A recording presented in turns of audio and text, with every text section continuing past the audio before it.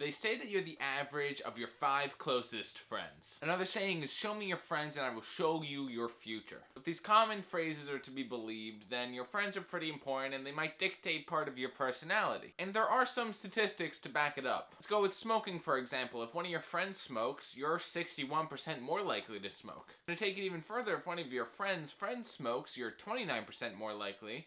And if one of your friends smokes, you're 11% more likely. This also applies to happiness. If your friends are happy, you're gonna be happy. In fact, you're 6% more likely to be happy if one of your friends is happy. That is a greater percent increase in happiness than if someone were to give you a $10,000 raise, in which case you would only be 2% happier. So if you're feeling down, it's better to have a good friend than $10,000. I guess if you cross multiply the math there, then a good friend is worth $30,000, right? That's how math works. Nonetheless, guys, today I'm going to be talking about friends, who you surround yourself with, and how that applies to you as a high school student. My name is Bianchi. This is Define Wisdom. Please be sure to subscribe for more content like this. Leave a like if you liked the video, and comment a story of how your friends have influenced you. I'm going to start off with finishing off the statistics. Having friends increases lifespan, decreases risk, and actually has a greater effect on you than having a good family.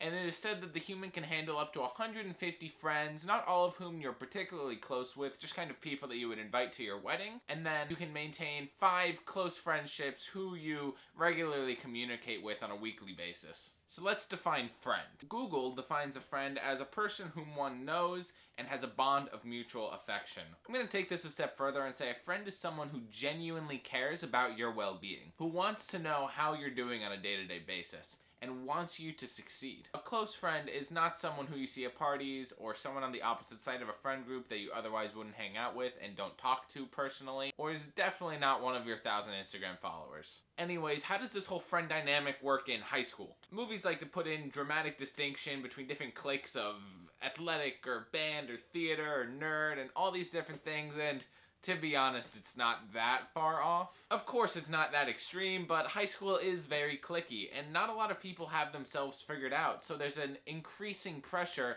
to just fit into a specific group dynamic. People can lose a lot of individuality and be fearful of leaving an otherwise toxic friend group because who are they going to hang out with then? And let's be real here, who you're friends with in high school does have a decent effect on how you do in school and life during those years. If you're friends with the alcoholic D-bags that party every weekend, then you might not be as productive as if you were friends with all of the AP and honors kids. Part of the problem with being friends with that first crowd that I mentioned is a lot of them might not have their stuff figured out yet. And a lot of the times when people are addicted to partying, they're really just insecure about themselves, have no meaning in life, and no idea what to do, so they just party. And that is how you turn into an alcoholic at 17 years old. Good job, guys. So if you surround yourself with those aimless people, then chances are you're either aimless yourself or going to become aimless as you take influence from them. And this isn't a personal thing. Being aimless in high school is okay. It's how you deal with that makes you who you are. I have a video coming out about aimlessness in high school, but I have a feeling it's going to be a sensitive topic, and I really want to make sure I have everything lined up before I talk about it. So bouncing off of that social group with the more stereotypical AP kids, and you get a very different vibe.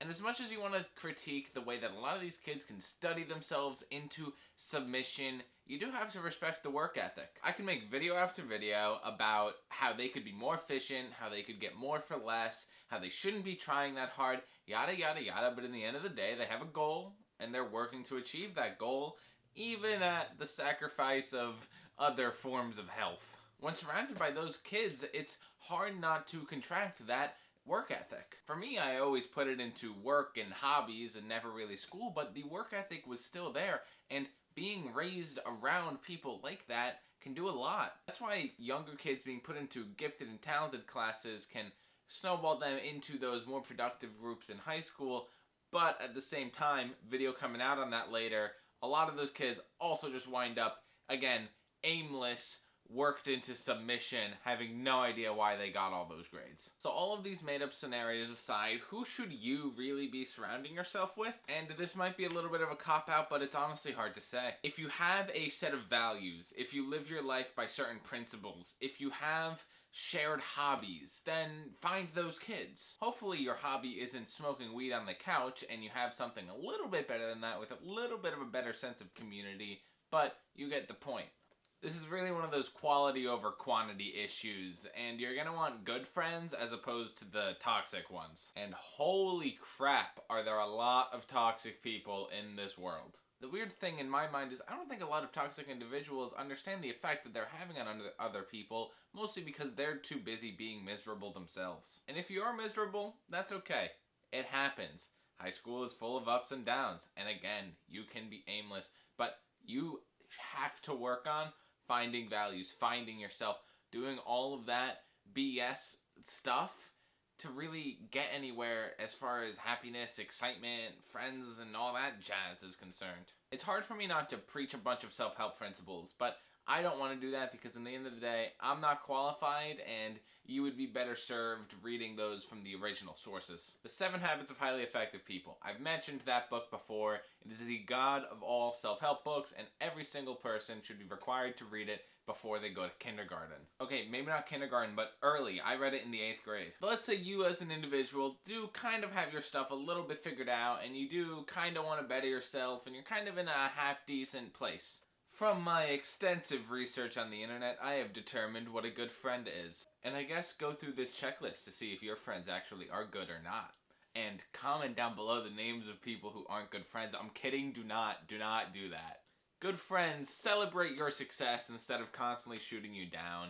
They appreciate your alone time and aren't constantly begging for your attention. They enjoy exchanging opinions in a civil conversation, even when those opinions may differ from one another. They trust what you say, and that's a double-edged sword because you yourself need to be a trustworthy person, and if you are, you should expect trust from those around you. When people have trust issues, it's because they can't trust themselves. A good friend should accept you the way you are, but at the same time be willing to say what needs to be said to better you and give you an outside perspective. I'm not personally a fan of the end of the day, a good friend is going to be someone that you can have fun with and equally build off of one another. And I might be a little bit different in that way of thinking because I've never really gotten the whole party scene. I've never really gotten the whole mindlessly hanging out scene, minus a few spurts in my life. So apply this to yourself and take what I say into consideration, but know that you are the ultimate decision maker for your life. So if you think I'm wrong, if you think this doesn't apply to you, if you think all your friends are perfect, then awesome. Go on living your happy life. I'm not here to shoot anyone down. That's going to be it for this video, guys. Let me know what you thought. I don't think it came out too well. It was kind of a weird topic. I don't really have that many friends, so it was kind of me talking about something I'm not familiar with. But yeah, leave a like, comment, subscribe, do all of that fun stuff. Check out the recommended videos at the end of the video, unless they are already up. And that's going to be it. Peace.